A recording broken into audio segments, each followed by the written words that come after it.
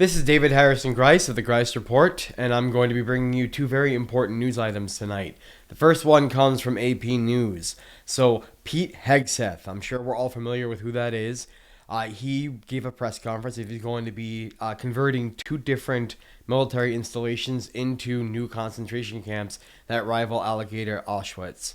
This is very problematic because they want to increase their enforcement and put these detention centers in the middle of a state, in the middle of a couple of different states, and they're actually increasing this push to have them further across and expand across America. We need to keep our eye on the developments in these plans. So the first camp that they want to talk about is Camp Atterbury. This is going to be in Indiana. They want to convert this location into a concentration camp, as well as the Joint Base McGuire, Dix, and Lakehurst here in New Jersey. Now, I'm in Staten Island, New York. I live right across the bridge from New Jersey. I'm going to be keeping my eye very closely on the developments in this new concentration camp in New Jersey.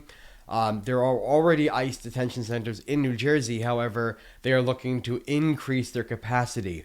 Tom Holman, he actually said that they want to increase their capacity from the current level of about 60,000 beds, I believe, is their maximum capacity at the moment. They want to increase that to about 100,000 beds.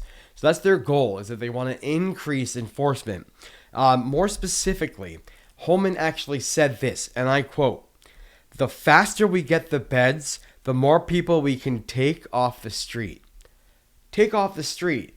He's not even hiding it, what they want to do. They want to kidnap people off the street and shove them in a concentration camp. That's what's happening, and that's what they're going to be doing, and we need to keep our eye closely on this. Second story. So this comes from CBS News, and this is very important information regarding your health care.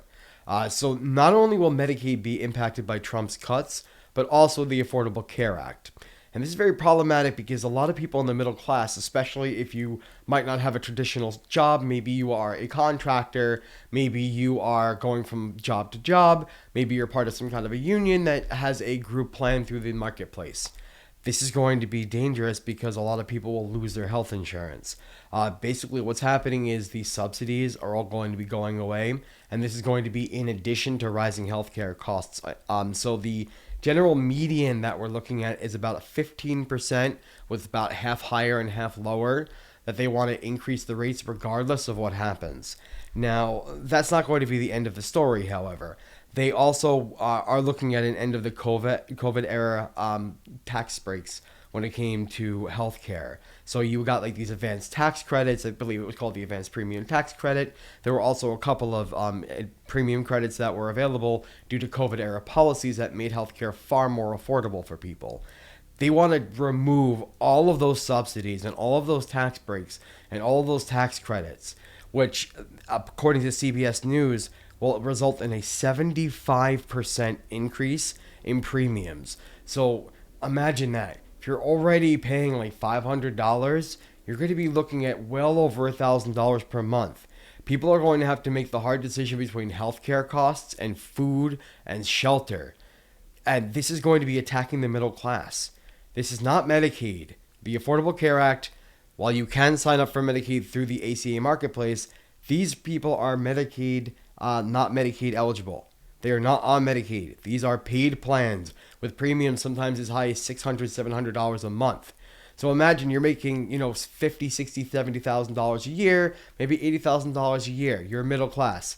Now you have to pay 75% more for your health insurance because maybe your job doesn't offer it. That's going to devastate the economy, and we're going to be watching this very closely. This is David Harrison Grice of the Grice Report, signing off from New York.